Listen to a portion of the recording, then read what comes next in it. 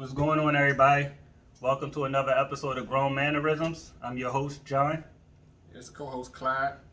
So today I got my big cousin with me. Absolutely. You know, somebody I always respected for his ability to pull everybody together. You know, he one of those guys that you give him the information, he could disperse it to everybody because he has great relationships that I see, or from what I know, with everybody in our family, and I'm sure that carries over into his friendships as well. And where did you get those leadership qualities from, or do you even feel like you are a leader? So honestly, man, I never really thought about it as being as a leader, and I think it came from my mother. You know, growing up, it's something I think is just it's kind of like a magnet. You know what I'm saying? It ain't something that you pretty much say I want to be. It's something that is instilled in you. You know what I'm saying? And it's like as I was growing up, you know, say all my friends was over my house. You know what I'm saying? And everybody catered to me in my house all the time. Right. And when I was younger, I didn't really pay attention to that too much. And then as I got older, I started saying that trend was still happening. You know what I'm saying? It was like everybody was a magnet to me, and I didn't really think too much of it. And then I started getting older, and I started thinking how my life was set up. And it was I feel like I think I'm gonna say about 2012, 2013. I started thinking everybody got a purpose here, right? And I started thinking why was I born? You know what I mean? So it was the time I was born, it was I was in a stage where as though I was born 1977. So I got older cousins and I got little cousins, right? And I never played with none of my cousins because I was either too small, too young for my older cousins, and I was too big for my. Oh, you was the tweener. Yeah, my smaller cousin. You know what I'm saying? So I was like, well, why was I born around that time? You know what I mean? So it was I started thinking, and I was like, well, I was the only baby during that time, so I got a piece of all my aunts and uncles. I was the only baby, so everybody was I was being around them more than any other kids. And then I started thinking well, I'm the bridge. Yeah, I was about to say that. Exactly. I'm the bridge, you know what I'm saying? I'm the bridge to bring the younger cousins and the older cousins together. You know what I'm saying? So I'm the link. Yeah. So when I started taking that personal, you know what I'm saying? I always started feeling my older cousins ain't really gonna say too much to the young because they're gonna feel they too young. Right. And I'm 2 years in between both stages. Yeah. I'm 43, I got cousins that's 40, I got cousins that's 45. You know what I'm saying? So they look at them as little nieces and nephews. And I look at me as a little cousin, but a mature little cousin. You know what I'm saying? So that's how that pretty much, you know what I mean? I started looking at that, and that's how I pretty much transpired, man. You actually said something that was very, something that I think about often, which is I know that it's always told that, you don't want to be a follower, you want to be a leader. And, it's always presented to kids that, you can be a leader. And I'm not trying to discourage kids from being that, but I feel like there's a difference between being a boss and being a leader. And I feel like, a boss is somebody you can train to be able to teach information that's taught to them. A leader is natural. Yeah. It's the reason why, all these great leaders didn't necessarily make their sons great. Just because you were great, you know what I mean? There's not a lot of leaders who then had, not saying their children wasn't great in their own rights, but they never reached the heights of it, because you can't make a leader. Right. And so when you said that, as far as being a bridge and you understanding that, that's what a leader does, because a leader finds his purpose. You know what I'm saying? A lot of people probably wouldn't even have thought of what's my purpose, but a leader thinks about, okay, and then your purpose. Nothing you said was about your purpose about you. It was about how can you help serve, and that's what another thing people don't understand is a leader is a follower, because a leader is beholden to the people he's leading. So if people you're leading is not, taken care of, then who they gonna follow? Absolutely. You know what I'm saying? Absolutely. That's why I always my nickname for you is Godfather. That's why I always Clyde is the Godfather because it's like, you know what I mean. Even amongst equals, there always is um, a voice of reason. There's always a voice that kind of like that can patch up differences between everybody else. You know what I'm saying? Right. And that's a quality that I share with you. But you're also a person that I look to. You get what I'm saying? I appreciate that. And do you have any examples, or what was your like one of your crowning moments or biggest moments you think where you was just like, damn, like I ain't never look at myself like I could pull something off, but I must be good because I did this and this probably wouldn't have been done without me. Like I say, man, like I don't look at it none of that way, man. I just look at how things fall in place, man. Like, like I say, around 2012, like I started looking at my life. You know what I mean? My past things I've done in the past, and how you know what I mean. I feel like everybody had a purpose, and why am I still here? Because like growing up, you know, a lot of things transpired away where as though I shouldn't have been here. You know what I'm saying? I can tell you, for example, I can tell you one specific incident happened, let's say March 20th, 1995, right? Ooh, that's specific. 1995, never forget this day, man. So I went outside, you know what I mean, doing my little dirt on the corners, whatever, right? And I had a homeboy who was locked up, who like lived on the same block as we was hustling on, right? He was locked up, and maybe like a couple weeks before this time, some little dudes came around the way and was talking to little females around the way. And one of my homeboys spit on the dude, and the dude, you know what I mean, they left, right? So a couple weeks later, we on the corner doing our thing, and my homeboy was locked up, his mother, you know what I mean, his mother called us, like, she called the door, like, hey, yo, want to talk to one of y'all on the phone. You know what I'm saying? So we up there trying to make our little money. We talk to him later. So nobody really like budged. And man, I'm telling you, cause like real talk, like this felt like to me, she was like saying this for like a half an hour, bro. Somebody, if you want to talk to one of y'all on the phone, you know, in jail, you only got a certain amount of time on the phone. Right. So I'm like, we like, all right. So you know what I said? I said, you know, I'm gonna go talk to homie. So I said, I'll be back. I go talk to homie. Man, I'm not lying, man. It seemed like I wasn't there for like 2 minutes. Hear gunshots. Wow. Dudes come back around, shoot the corner up. All my homeboys got shot, man.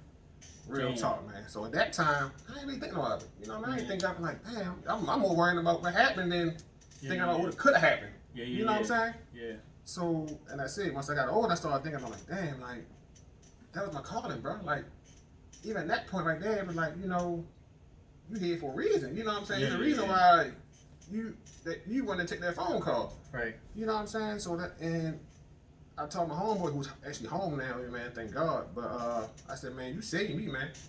He's like, what you mean? I was like, bro, like you called that phone that day.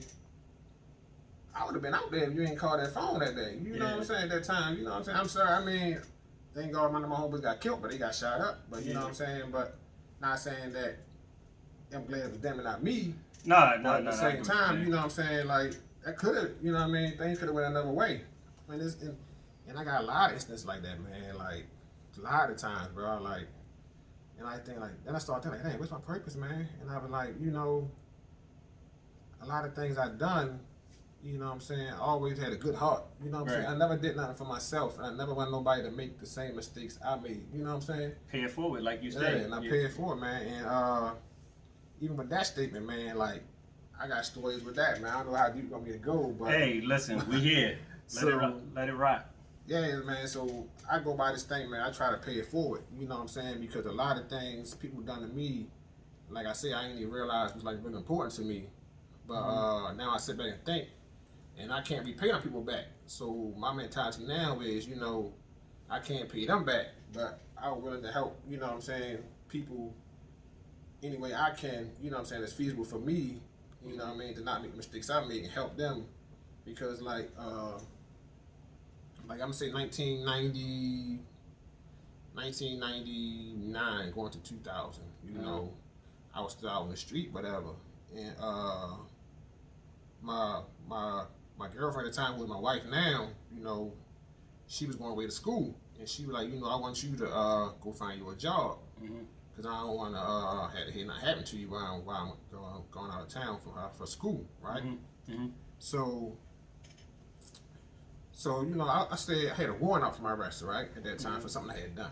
So I went to University of Maryland, right, applied for a job down there. This lady, I never forget her name is Tanya Ray, right, you know what I mean, and she one of the people who did something for me, you know what I'm saying, I can never repay it back because, you know, she hired me, right, and when she hired me, she was like, look, Clyde, she brought me to the office, like, look, Clyde, you got a warrant out for your arrest, you know what I'm saying, but I'm gonna hire you, right. So she hired me, and you know, and that was one at that, like, again, at that time I didn't realize how important that hiring was for me. You know what I'm saying? So that's one of the things where somebody did something for me that they probably shouldn't have done because she's risking her job, you know what I'm saying, doing right. For me, hiring somebody who got a warrant out for them, you know what I'm saying? Yeah, I mean, and shout out to Miss Tanya Ray. Tanya Ray, man. Hey, Miss Tanya Ray, shout out to you, man. But Tanya Ray had a ton of motive stuff. Indecent proposal. But man, she's a good woman, man. But yeah, yo. So just thinking about that, yo, it's like everybody doesn't take the time that they're allotted and the things that they're saved from and have that type of introspection about it. Right. You know what I'm saying? Sometimes it'll make people cocky and just be like, oh, yo, I'm untouchable. You know what I'm saying? But a great leader will apply that to, you know, and it was ironic hearing you say that situation because,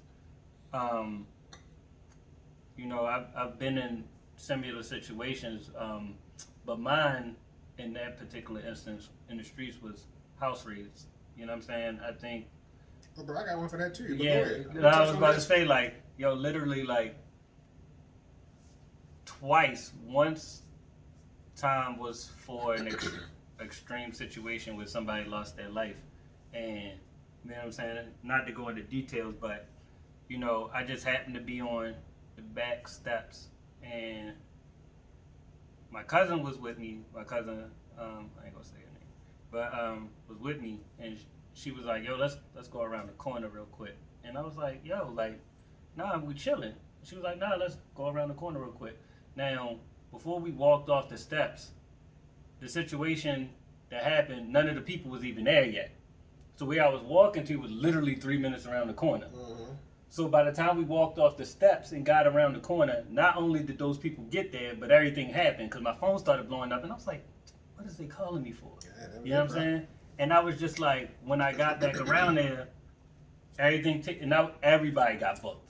Everybody got booked. And I was just like, whoo! Like, not saying again, like you say, you wish, you saying like, I'm glad it was them, not me, nothing like that. But it was just kind of like, damn, bro. Like, she just casually made a statement like, yo, let's just walk around the corner real quick. And in 3 minutes, those 3 minutes, everything changed. And it's a reason for, you know what I mean, finding your purpose and then applying that purpose to God's plan for real. And you, like you said about paying it forward, I had something hanging over me, and I had somebody, you know what I mean, I didn't even show up to the first interview. Somebody got me an interview for a job, and I was like, I ain't working this job. Like, the first interview was set up, you know what I mean, we didn't even go. Like, I was in the car with somebody, and they was just like, yo, you want me to take you? I was like, nah, nigga, let's finish doing what we was about to do.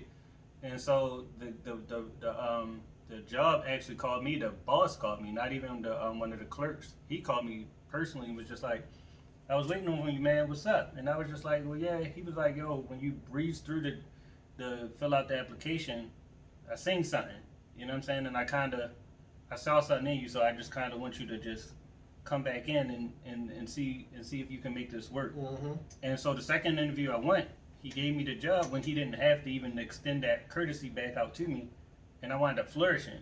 And I ain't never looked back. I mean, obviously, you know, we make mistakes, so I ain't gonna say I lived a clean life since then, but I know since then, the goal was always to get another job. It wasn't never to go back. Yeah.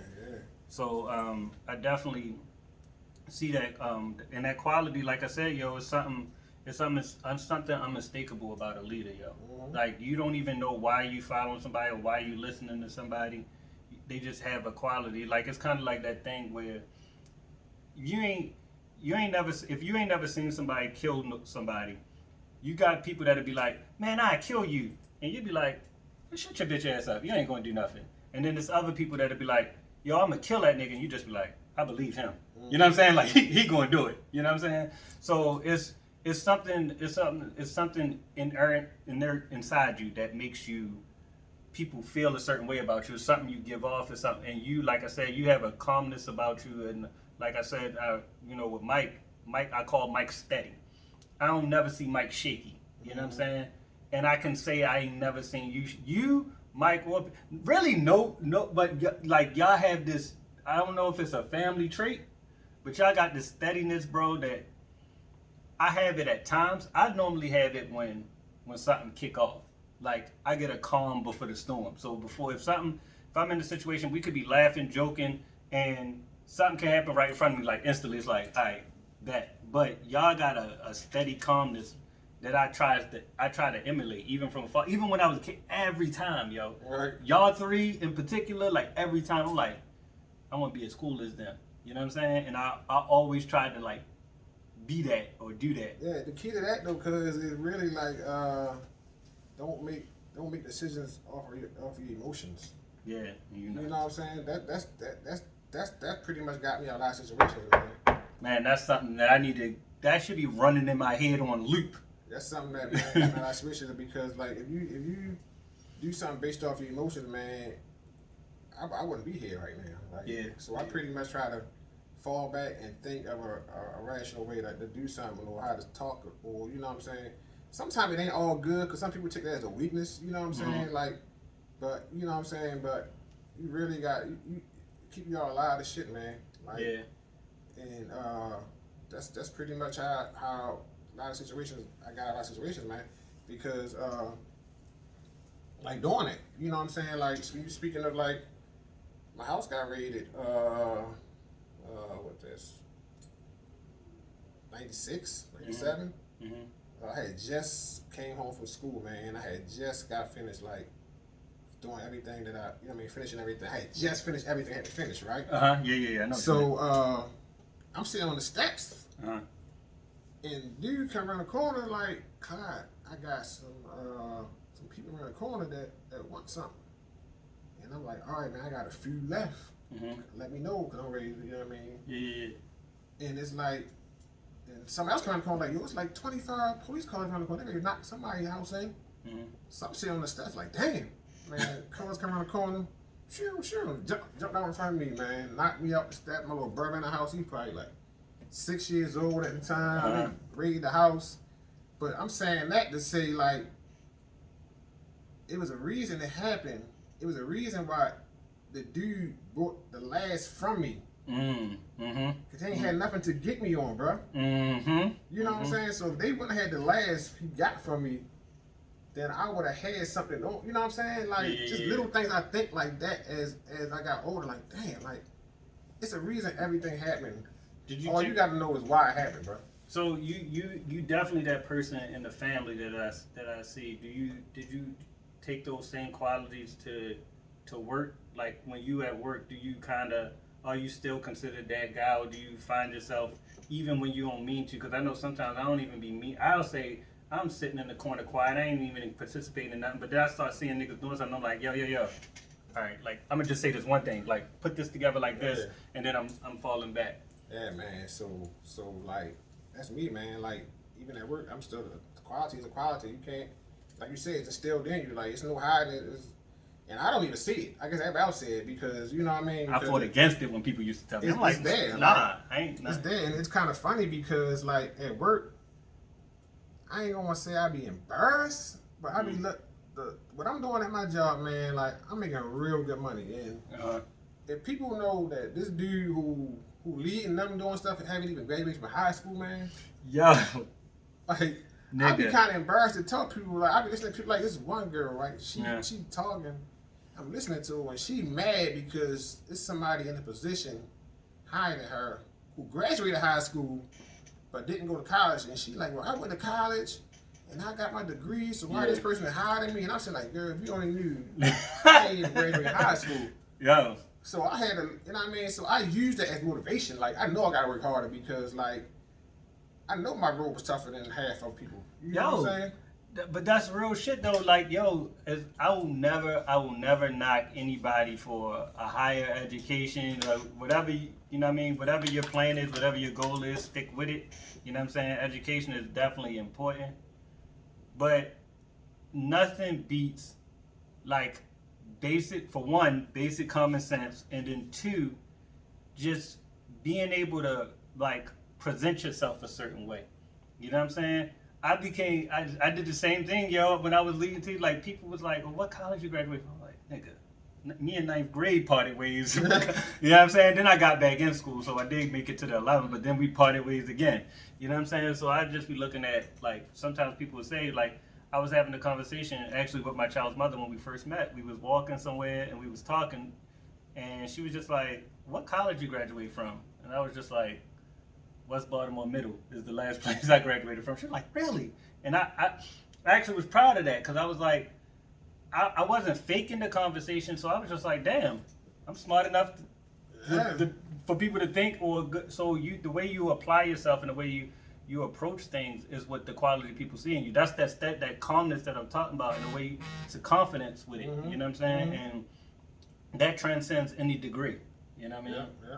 It definitely does. Yeah, so that's saying they say, like, you wasn't with me shooting in the gym. Like, that's real life, because you don't know the road it took me to, half of the people, you don't know everybody's story. Everybody got different stories, you know what I'm saying? So for somebody to say, like, oh, no, man, you need to do this, like, don't let that discourage you from trying to still do what you want to do, because, like, everybody's road is different, you know what I'm saying? So it's like, you just do the best you can do. And what I try to tell people, real talk, man, is like, whatever you do not be the weakest link in any situation you're in, because don't never give somebody opportunity to say, like, oh, I don't need that person. You know what I'm saying? Yeah. So always try to make sure, if you're not the strongest, that you definitely not the weakest link. You know what I'm saying? So just try to apply yourself, man, and, you know, and do the best at whatever it is. Like, I started cleaning toilets, man. I was working in the University of Maryland cleaning toilets, man.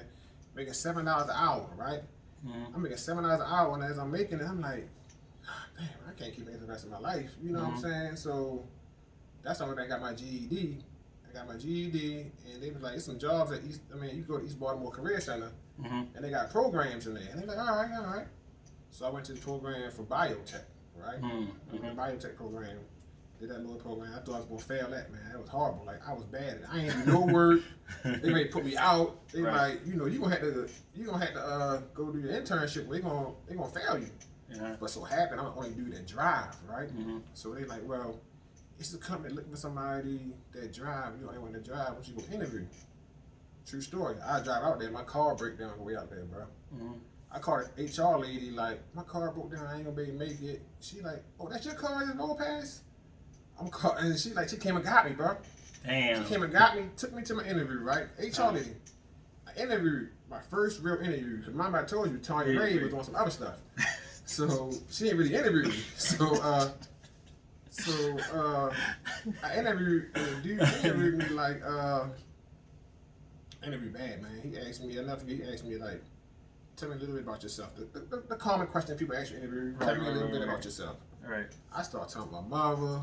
Yeah, man, like my mother, and talking about my brother. You know, so I look back now like, damn, I really messed that interview up. So you'll hit me like, look, man, I see that you're a black man trying to do something, so I'm gonna give you the job. So that's another one of the dudes where I say I gotta pay it forward. I can never pay that man back. Yeah. Cause one for him hiring me, man, I wouldn't have had a job where I am at now. You know what I'm saying? So last time, man, I can't remember the dude name, African dude, man, but he was a real like positive guy. So that pretty much got me where I'm going at now. But yeah, man, it's real, man. Like I say, just I think just know your purpose, man, and everybody got a little bit of leadership in them some type of way, man. It's just different stages of it, you know, and how you present it. I think also when you go through the type of fires that we went through, like you talked about, it gives you more of a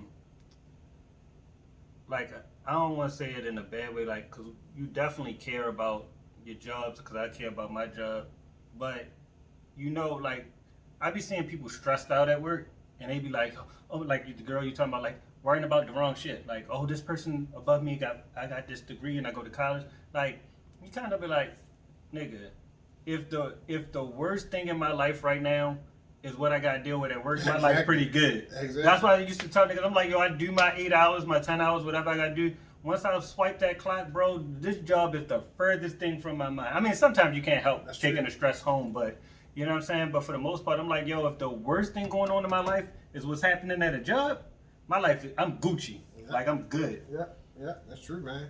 Because most of the worst shit in my life happened outside. Yeah. You know what I'm saying? In the streets, in the house, whatever. So if the worst thing in my life is what's going on at a job, that can be replaced easily if need be. But I think we both feel blessed that we had the opportunity because, like you say, you started out at $7 an hour cleaning the toilets. I was working at Stop Shop and Save on Monroe Street, making like, when I got my first $120 check, I was like, whoo! I cracked 100. You know what I'm saying? Yeah. So I was just like, damn, like, so $7, $8 was like the thing. No, yo, I'm like, yeah, I got kids, man. I had kids. I'm drinking $7 man. It came to the point where though I used to have to like save 3 checks just to buy a pair of pants, man. Yo. And then you coming from making a certain type of money, no matter how where you was on the hustling scale, because you know what I mean. I ain't never make it to no Nino Brown status or nothing like that, but I was comfortable. I was good with what I had. So when everybody got booked, and I was sitting on something, but I ain't had no way to move it. It was just like, shit, I gotta get a job. You know what I'm saying? And I got a job, and I was like, when I first got those first couple checks, I was like, man, they was paying me every week like $100 a week. I'm like, but you had the stress. You had the people on your back where I am. Nah, yo, I was over your shoulder. I ain't had no problems, yo. I mean, I had to adjust to the money, but I felt good. But once I got, started making enough money to be able to pay bills legitimately and then file taxes and that type of thing, I was like, I actually felt good about paying my bills. Like, that's how I knew I was grown. Like, if I was broke, but I'm like, shit, my phone bill paid, rent paid, da-da-da-da. That's all you needed. I was like, I'm actually good. You know what I'm saying? So, man, I think that I didn't know the direction this conversation was going to go, like I talked to you about in the beginning. But, so I didn't prep any particular... Hold on, real quick. Before we get on, I know we got a couple minutes left. But I know I said my mother was a big part of, my leadership. But I also got to say my Aunt Denise, she's no longer with us. Oh, and she was a real inspiration to me, who always, like real talk, man. Like, she was real big and, like, helped me grow and helped me be the person I am right now. Because, she instilled a lot of her qualities in me even before she left here. And we talked, and she pretty much told me what's expected of me and how she looked up to me, everybody looked up to me, and that really like held value with me. It's funny because I say, if you think about it, it's funny because I said 2012 is when I started realizing this stuff. And that's around the time she passed. Yeah. You know what I'm saying? Yeah. So it was like everything came to me at front, like around that time. And I moved to North Carolina for 2 years. I remember. And it's crazy. That's another thing I think about now. I know we got like a couple of seconds, but it's crazy because like when I came back from North Carolina, I didn't know my aunt was sick. So it was like, dang, I moved back to be here. Yeah. You know what I'm saying? Around that time when she passed. So like all that stuff I think about, man. Everything it's a reason for everything, man. Like you really think deep down inside of everything that goes on. It's a passion. It's a reason. I'm glad you added that last part because that actually completely changed what I was going to say. And I think that, if anybody takes anything from this episode, it should be that, a lot of times we hear the saying, like, people are self-made. And I'm a leader, I don't need nobody, I'm self-made, da-da-da-da. That's false. Nobody is self-made. I mean, you named at least 4 or 5 people, and then some blind luck. God's blessing, God's grace, whatever you want to say, like, if you didn't have Tina Ray, you didn't have African Yo, if you didn't have your mother, if you didn't have Aunt Denise, like, and then you got a phone call from dude, that was booked, and it's like, nobody is self-made. Every leader goes through a fire, and it's always somebody else to pull them out that fire for them to become. Because I don't feel like you can be great until you suffer some type of pain or loss. You know what I'm saying? I think that's what ideally makes you great. And honestly, cause like I said, I didn't have no particular direction on where we was gonna go with this, but there's so much more we can go with this in different stages. This definitely gotta be a continuation, another time for another subject. But anyway, we're gonna have to wrap it up. This is Grown Mannerisms. Remember, being fluid with the currents of life. We out. Sir. I had to hurry up and